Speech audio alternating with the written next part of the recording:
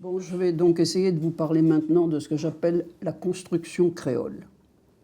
Donc, il y a eu l'éclairage qui a été apporté par une vision historique donc, de la Guyane créole, radicalement autre de celle qui avait prévalu jusqu'alors, a été pour moi le point de départ pour une analyse anthropologique assez différente de celle que j'avais envisagé donc, de faire au départ. C'est vrai que l'abolition de l'esclavage en 1848 restait la date charnière, ça on la trouve dans les livres évidemment, dans tous les livres d'histoire. Mais ces livres n'étaient guère prolixes sur la vie des esclaves eux-mêmes, ils l'étaient encore moins sur les lendemains de l'abolition. J'ai donc été dans l'obligation de remédier à ces lacunes dans la mesure de mes moyens, parce que je ne suis pas historienne de formation.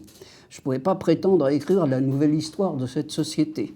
Dans un premier temps, il m'a fallu me contenter des données que je pouvais obtenir sur le terrain, en mobilisant les mémoires des habitants vivant dans les villages que j'avais entrepris d'étudier, complétées par les archives disponibles en calmant, il y en avait quelques-unes mais pas beaucoup. Ces données m'ont quand même permis d'envisager une lecture plus instructive des fondements historiques de la Guyane créole que j'avais à étudier.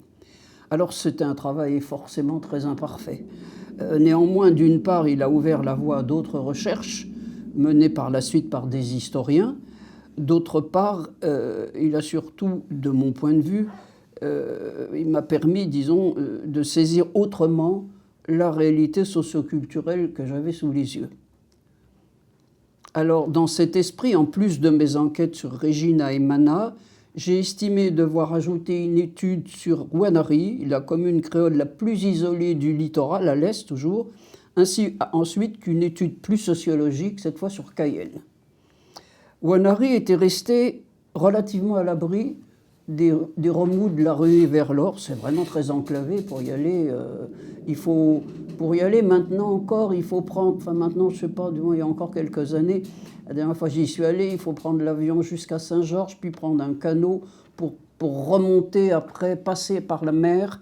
En canot, c'est pas évident, parce que c'est pas fait pour la mer, les canots. Pour remonter le fleuve, la rivière, le fleuve, je veux dire, Ouanari, jusqu'à ce petit bled. Donc c'est vraiment ce petit bled, ce village charmant d'ailleurs, au demeurant, il est accroché à la montagne. Donc c'est vraiment enclavé. Mais le fait qu'il soit resté à l'abri des ruées, il a été possible d'y saisir des données issues de la tradition orale plus riche qu'ailleurs.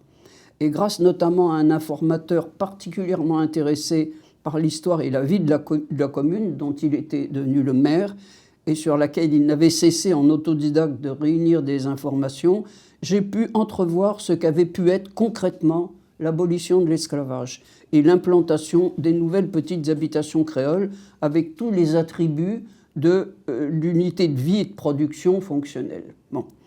C'est une chance d'être tombé sur cet informateur. Il était tellement passionné par ce qu'il faisait, c'est rarissime. Quand il venait à Cayenne, il était maire, hein, et il venait me voir pour m'expliquer des choses qu'il avait oublié de me dire, par exemple, dans mon bureau. Bon. Mais non, c'était un point de vue, évidemment. C'est pas, bon. Mais il avait quand même il m'a raconté des choses intéressantes que je n'ai pas pu vérifier, néanmoins, dans les archives, sur quelque chose qui ressemblait à un élevage d'esclaves dans une commune, dans un village voisin. Mais bon, je n'ai pas pu aller au-delà, je ne sais pas. mais il était capable, lui, de remonter toute sa généalogie jusqu'au Grand Diable. Le Grand Diable, c'était le premier qui avait construit son habitation indépendante, etc. C'était des gens... C'est pour ça que j'ai pensé à une histoire d'élevage d'esclaves. Il était lui-même très grand, très... D'après lui, les esclaves avaient été sélectionnés dans cet endroit-là pour leur taille, leur stature, leur qualité physique. Bon, je m'arrête là parce que c'est tout ce que je peux en dire. Et pas... par ailleurs, bon, si vous voulez, l'organisation de cette commune en petites unités agricoles, prolongeant ce qui avait dû être mis en place au lendemain de l'abolition de l'esclavage, me confirmait à moi ce que j'avais vu à Regina ou à Mana. Et sa reprise sous une forme un peu résiduelle en raison des bouleversements introduits par les flux migratoires. Enfin, je n'avais pas affaire à ça dans ce village-là, contrairement à Mana Regina. Par ailleurs, à la lumière d'une attention portée sur les temps qui avaient suivi l'abolition de l'esclavage, une approche plus globale de la société créole rurale faisait apparaître un phénomène déterminant dans l'histoire de cette société, l'éclatement des zones de culture liées à la dispersion des esclaves libérés. Alors que dans des espaces restreints, comme aux Antilles par exemple, les plantations avaient pu rester, les plantations coloniales et esclavagistes, qui avaient cessé d'être esclavagistes, avaient pu quand même rester des lieux de production et d'emploi en Guyane. L'immensité du territoire disponible avait permis à chaque ancien esclave en particulier de partir défricher son propre lopin de terre selon les règles d'une agriculture itinérante sur brûlis.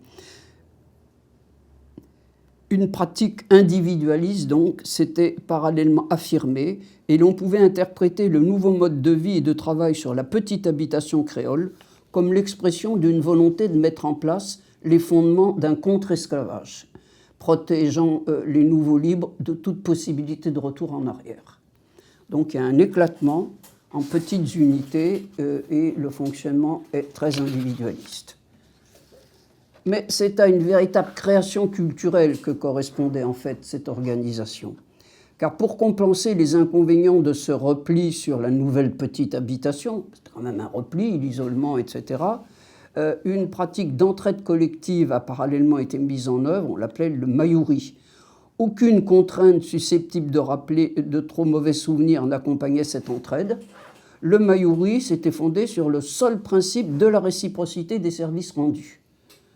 Quand il voulait défricher rapidement un abatis, avant l'arrivée des pluies, c'est parfois, comment dirais-je, important de se dépêcher de défricher l'abatis, de ne pas mettre un mois, eh bien, l'agriculteur lançait un appel aux autres habitants de la commune. Y répondaient les volontaires, c'était fondé exclusivement sur le volontariat, mais évidemment, ne jamais rendre le service rendu aurait écarté le bénéficiaire d'un système d'entraide semblable. Mais ce système d'entraide restait néanmoins extrêmement souple, le mayouri. Alors, l'entraide collective était un élément de l'organisation sociale en construction. D'autres liens venaient atténuer les conséquences du primat individualiste, mais ils étaient plutôt du côté de la perpétuation de pratiques déjà existantes que du côté de la création. Il faut placer dans ce cadre-là les pratiques religieuses, très marquées par le catholicisme, et la longue présence du clergé dans la colonie, et Mana, à cet égard, est tout à fait caractéristique, puisque Mana avait été fondée par la mère fondatrice, elle aussi, d'une congrégation. Toutefois, là aussi, pouvaient intervenir des éléments nouveaux, comme par exemple, en amont de Regina, la fête, ce qu'on appelle la fête du village Saint-Esprit, organisée chaque année à la Saint-Jean par un bienfaiteur qui rivalisait avec le bienfaiteur de l'année précédente dans la prodigalité de la prestation offerte à tous les habitants de la commune. Il y avait aussi toutes les interventions relevant de la sorcellerie qui, selon le principe cumulatif des croyances magiques, empruntaient aussi bien aux grimoires du Petit et du Grand Albert, bien connus dans nos campagnes françaises, qu'aux pratiques africaines. Finalement, en mettant en relief ces inventions et ces reprises d'éléments de vie collective comme autant de compensations à la construction par ailleurs indéniablement individualiste de la société créole guyanaise des lendemains de l'abolition de l'esclavage, l'analyse à ce moment-là permettait, en première instance donc, de concevoir cet individualisme comme un principe structurant. Encore fallait-il pouvoir confirmer cette première appréciation à partir de faits décisifs. Ces faits, je les ai trouvés en mettant en œuvre une approche comparative des cultures créoles et des cultures marronnes. Et là intervient le véritable intérêt a posteriori du choix que j'avais opéré en retenant Regina et Mana comme lieu propice à des études de cas. Contrairement donc à ma vision initiale de chacun des bourgs, cet intérêt n'était pas dans la comparaison en vue de repérer une supposée évolution. Sans être inexistante, cette évolution n'avait pas la forte signification que j'y prêtais. En revanche, il y avait un fait d'importance auquel je n'avais pas prêté attention au début. Dans l'une et l'autre de ces deux communes vivaient des Noirs marrons du groupe Saramaka, venus participer, mais à leur manière, à la vie de ces bourgs et de leurs habitants au temps de la ruée vers l'or. Alors la comparaison qu'il convenait d'opérer concernait donc l'organisation socio-culturelle des créoles d'un côté et celle des Saramaka de l'autre côté. Et ici, je dois dire que le principe structurant de l'individualisme chez les créoles ne s'est pleinement dévoilé en tant que tel à mes yeux qu'à partir du moment où, en travaillant sur les temps des ruées vers l'or, à partir de la mémoire qu'en avaient les protagonistes, j'ai vu apparaître là deux manières bien différentes de vivre la même situation. Les anciens orpailleurs créoles, j'ai rencontré, il y en avait encore à cette époque, n'oublions pas que c'est au début des années, fin des années 60, début des années 70. Les anciens orpailleurs créoles qui peuplaient largement les deux communes, et plus précisément ceux de Regina, qui ne cessaient d'en parler, ne me racontaient pas seulement leurs propres aventures, leur récit faisait apparaître d'autres acteurs. Il y avait les petits commerçants locaux, ainsi que les gros négociants de Cayenne, auprès desquels ils étaient le plus souvent endettés. Il y avait aussi les piroguiers Saramaka, sans lesquels le trafic fluvial entre la côte et l'intérieur, et par conséquent leur existence même en tant que mineurs ou orpailleurs, n'aurait pas pu être assurée. Ils en étaient très conscients, et ils le disaient encore longtemps après que la fièvre de l'or était retombée. Donc, je suis retourné dans ces villages, et alors qu'il y avait des rapports difficiles entre les créoles et les noirs marrons, on m'a toujours dit, là, les Saramaka, jamais ils n'auraient volé quoi que ce soit, on leur faisait pleinement confiance, etc. Si je n'avais pas imaginé d'emblée le possible rôle antérieur des Saramaka, c'est parce que ces derniers vivaient en marge des bourgs où ils étaient intervenus. Tel était le cas à Regina, aussi bien qu'à Mana. Ils avaient leur propre village au bord du fleuve, et très rares étaient ceux qui s'étaient intégrés au groupe villageois. Ils restaient avant tout des Saramaka. Or, à la fin des années 60, leur possibilité de participation aux activités locales était réduite. Outre l'agriculture qu'ils pouvaient pratiquer pour leur propre subsistance, ils étaient canotiers ou bûcherons. Et surtout, ce qui frappait l'observateur, c'était l'absence de femmes Saramaka dans leur village. Alors ces particularités, ils pouvaient et savaient les expliquer. Ils devaient obéir strictement aux règles édictées par leurs grands-mans au début de leur émigration au Suriname vers la Guyane, en vue de participer à l'économie prometteuse que les découvertes de l'or entraînaient. Alors la première règle, le grand-man, je ne sais pas si je l'ai dit, c'est le chef spirituel, politique et spirituel du groupe. La première règle était l'interdiction d'exploiter les gisements d'or comme mineurs ou orpailleurs. Donc, oui, si je dis mineur ou orpailleur, ce n'est pas tout à fait la même chose. L'orpaillage, c'est donc strictement individuel. Le mineur est celui qui exporte plutôt l'or filonien avec des techniques plus sophistiquées et généralement dans le cadre d'entreprises où ils sont ouvriers. Bon, ce travail direct de l'or était donc interdit aux Saramaka. Leur participation était motivée par leur double savoir-faire en matière de pirogue tout d'abord. Ils construisaient des canaux parfaitement et particulièrement bien équilibrés, c'est-à-dire qu'ils étaient à la fois assez effilés pour passer les rapides, parce que ces fleuves sont accidentés terriblement, tous les fleuves de Guyane, en même temps qu'assez larges pour transporter du fret. Mais ce savoir-faire concernait aussi la navigation. Ils étaient passés maîtres dans l'art de naviguer sur ces fleuves difficiles. Ils émigraient donc pour assurer le trafic entre la côte et les hauteurs. Alors les hauteurs, c'est la manière dont ils travaillaient dans les hauteurs, c'est l'amont si vous voulez. Et où se situaient donc les placères d'or et les villages miniers qu'aucune voie terrestre à cette époque-là ne desservait. Les créoles guyanais, eux, avec leurs barques adaptées à la navigation en aval, où se continuaient leurs activités agricoles, ne pouvaient pas effectuer ces tâches. Ceux qui tentaient de s'y livrer, il y en a eu quand même, faisaient trop souvent naufrage pour vouloir s'obstiner. Ils préfèrent donc laisser faire les Saramacas, précisément venus leur offrir leurs services. Parmi les préceptes auxquels ces Saramacas devaient se soumettre, il y avait aussi la durée limitée des séjours. Il fallait qu'ils puissent rentrer au Suriname, parce que les Saramacas, je ne l'ai pas dit, ce sont des Noirs marrons, je n'ai pas encore dit, ce sont des Noirs marrons qui viennent du Suriname, pour maintenir leur participation à la vie du village où les femmes étaient tenues de rester. Ainsi s'expliquait l'absence des femmes dans les villages Saramacas guyanais, perpétuée malgré la non-observation en revanche de la règle concernant la brièveté des séjours. Les Saramacas que j'ai rencontrés là y étaient depuis longtemps, donc ils n'étaient pas rentrés dans leur groupe au Suriname. Mais ils n'avaient pas fait venir les femmes. Obligés au départ de partir seuls, donc ils n'avaient jamais fait venir leurs épouses, contraintes qu'elles étaient de ne pas émigrer. Seuls, certains chefs de clan avaient pu reconstituer des familles en émigration, mais c'était là une dérogation qui ne caractérisait qu'un seul village, Saramacas, Tampak sur l'Oyapock. C'était le responsable du groupe émigré, et lui avait eu le droit de faire venir ses femmes. Donc là, il y a toujours eu des femmes Saramacas. Ainsi, dans chacun des bourgs où ils sont intervenus, les Saramacas ont constitué une véritable petite entreprise de transport par canot qui s'est chargée d'assurer le ravitaillement de l'intérieur. Cette entreprise fonctionnait comme un groupe parfaitement uni dont la cohésion corroborait l'observance des règles édictées par le Ganman.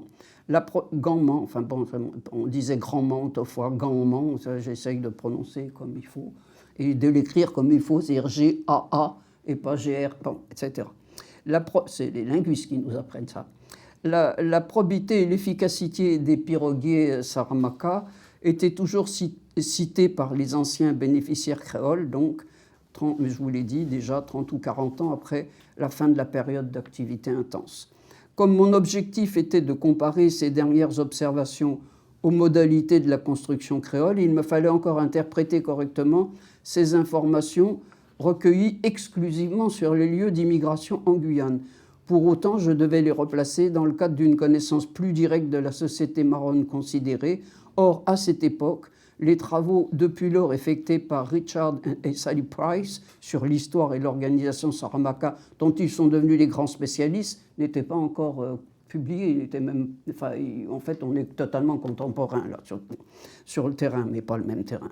Je n'ai toutefois pas été entièrement livré à moi-même dans cette entreprise, puisque j'ai trouvé un guide dans l'ouvrage de Bastide, toujours et encore Bastide, que j'ai déjà cité donc, et qui est paru juste avant mon départ, Les Amériques noires. Il y avait même là l'esquisse d'une opposition que je commençais à poser entre créole et marran, même si c'était pour l'un d'eux sous l'approche biaisée de ce que Bastide appelait, j'en ai parlé tout à l'heure, les sociétés nègres. Pour les sociétés marronnes, en revanche, on avait là un travail de compilation des écrits existants sur le sujet à la fin des années 60. Or, pris dans une optique comparative, impliquant les cultures africaines d'origine, ce travail ouvrait un champ de réflexion qui intéressait directement mon propre questionnement. Ainsi, j'ai pu comprendre le sens et le poids des préceptes du Ganman pour l'ensemble des Saramacas, y compris ceux qui vivaient loin des villages surinamais qu'ils avaient quittés. Le fait d'être resté en Guyane plus longtemps que permis initialement ne semblait pas correspondre, dans ce cas précis, à une rupture avec les lois du pays ancestral dont eux-mêmes s'estimaient toujours membres. Si on leur demandait, ils étaient Saramacas 2, etc. En réalité, c'était au niveau du statut et du rôle du Ganman qu'il fallait chercher la voie d'une explication liminaire.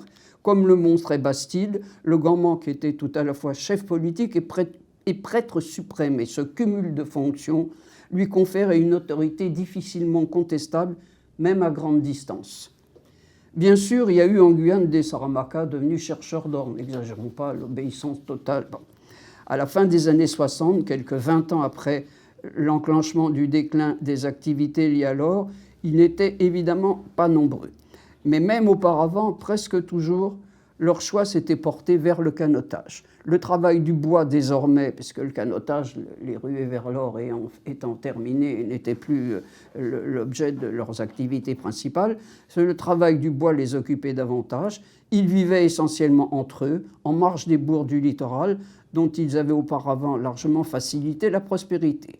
Par ailleurs, l'absence de femmes sarmakas venait compléter le tableau d'un large et persistant respect des règles autrefois imposées par le Ganman. Alors je ne vais pas ici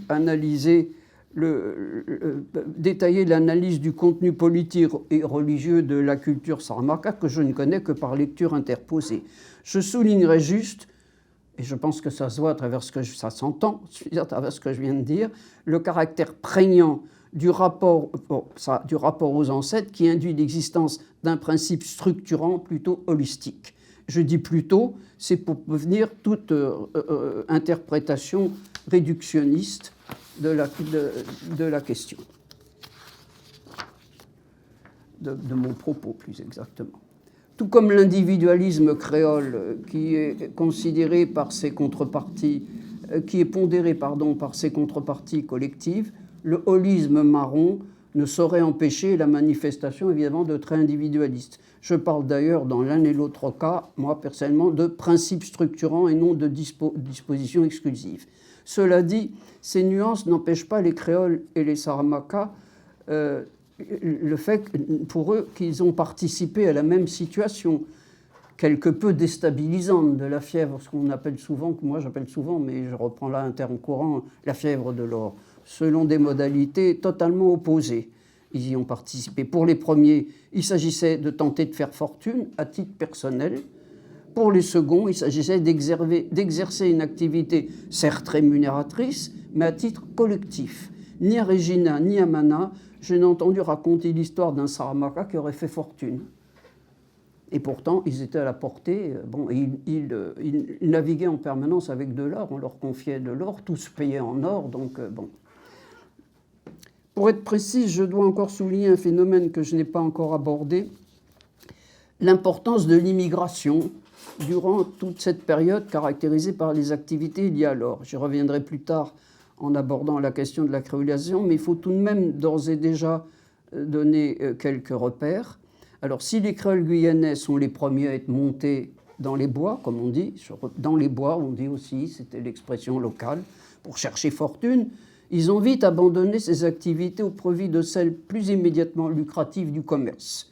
Ces petits commerces, ils étaient colporteurs, enfin, peut-être ils avaient des petits commerces dans les bourgs, etc. S'ils ont pu faire ça, c'est parce que l'existence de ce nouvel Eldorado a été vite connue hors des frontières de la Guyane. Les Antillais en eurent vent très tôt. Certains ont choisi de venir tenter leur chance dans cette colonie assez proche de chez eux. Parmi ces migrants figuraient non seulement des ressortissants des colonies françaises, de la Martinique et de la Guadeloupe, mais aussi beaucoup de gens de Sainte-Lucie ou de l'île de la Dominique. Alors, les Saint-Luciens, qui sont géographiquement les plus proches, ont été les plus nombreux. Je ne sais pas si cette proximité, parce que c'est tout près de la Martinique, Sainte-Lucie, est significative, mais enfin, c'est un fait qu'ils sont les plus nombreux à être venus. Il faut dire qu'ils parlaient aussi, et ça les a aidés, un créole à base lexicale française, peu différent de celui des Martiniquais, alors qu'après, c'est une île qui est devenue colonisée par les Anglais.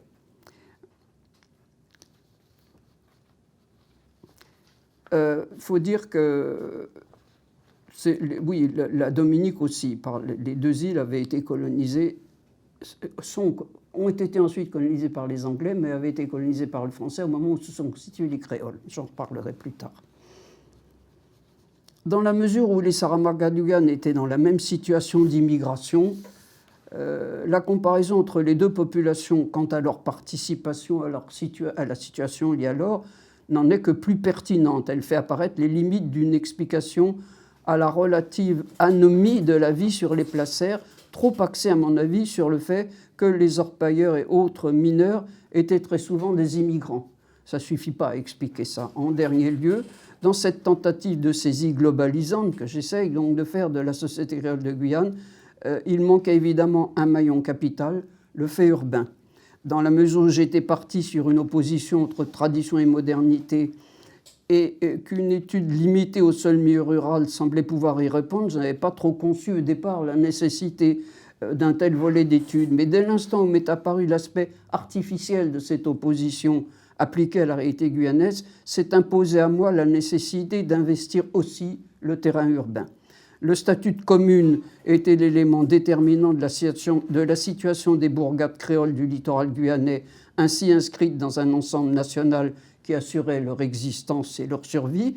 Il permettait de mieux saisir la réalité rurale et la vacuité de l'opposition signalée entre tradition et modernité, mais pour satisfaire les exigences d'une approche totalisante de la société créole guyanaise telle que je l'avais envisagée, le tableau devait impérativement être complété par une étude située en ville.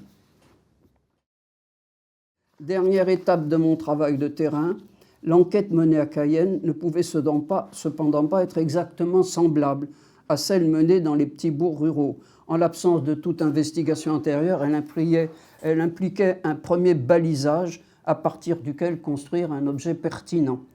Alors je me méfiais des possibilités critiques aussi de certains sociologues et autres spécialistes des grands nombres à l'égard, s'agissant d'une ville, d'une approche à connotation plutôt anthropologique, telle celle à laquelle donc j'avais l'habitude et l'intention de procéder. J'ai donc jugé utile de mener d'abord une étude générale sur la base d'une enquête par questionnaire passée auprès d'un échantillon représentatif.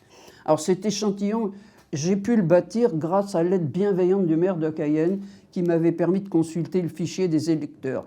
Toutefois, ce fichier m'offrait une liste qui excluait les étrangers au profit des seuls Français qui avaient le droit de voter. Donc. Mais au nombre des Français figuraient aussi bien les Antillais que les descendants des Saint-Luciens installés durablement en Guyane. Or, c'était là justement le public que je souhaitais toucher dans cette recherche qui visait la compréhension de la construction de la culture créole de Guyane.